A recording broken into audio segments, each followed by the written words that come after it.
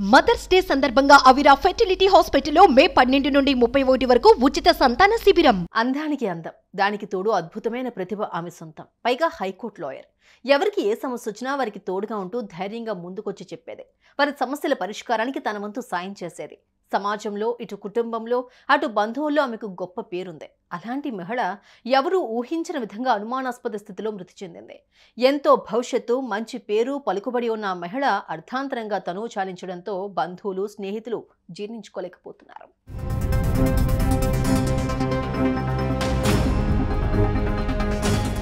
కర్ణాటకలో దారుణం చోటు చేసుకుంది. బెంగళూరుకు చెందిన కేఎస్ అధికారి శివకుమార్ భార్య చైత్ర హైకోర్టు లాయర్గా పనిచేస్తున్నారు. వీరిద్దరికీ 2016లో వివాహం జరిగింది. వీరికి ఒక కూతురు కూడా ఉంది.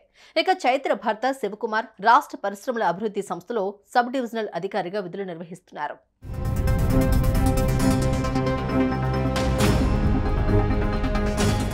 ఇక పెళ్లైనప్పటి నుంచి దంపతులు ఎంతో అన్యోన్యంగా ఉండేవారు. ఎంతో ఆనందంగా సాగిపోతున్న వీరి పచ్చని సంసారాన్ని చూసి విధికి కన్ను కుట్టిందేమో.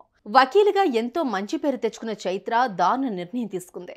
శుక్రవారం రాత్రి విధులు ముగించుకుని ఇంటికొచ్చి చూసేసరికి భార్య చైత్ర అచేతనంగా పడి ఉంది. కంగారు పడిన భర్త వెంటనే పోలీసులకు సమాచారం అందించాడు.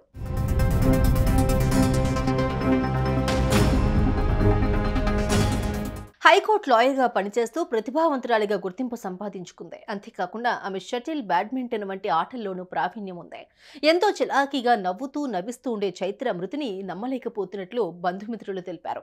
ఎంతో ధైర్యంగా ఉండే చైత్ర ఇలా ఆత్మహత్య చేసుకుందంటే నమ్మశక్యంగా లేదని పలు అనుమానాలు వ్యక్తం చేస్తున్నారు. ఆమె చనిపోవడానికి గల కారణాలు ఇంకా తెలియరాలేదు. ఇక మృతురాలి సోదరుడు ఇచ్చిన ఫిర్యాదు మేరకు కేసు నమోదు చేసుకున్న పోలీసులు దర్యాప్తు చేపట్టారు. సుమన్ టీవీలో మీ పర్సనల్ అండ్ బిజినెస్ ప్రమోషన్స్ కోసం కింది నెంబర్కి కాంటాక్ట్ చేయండి.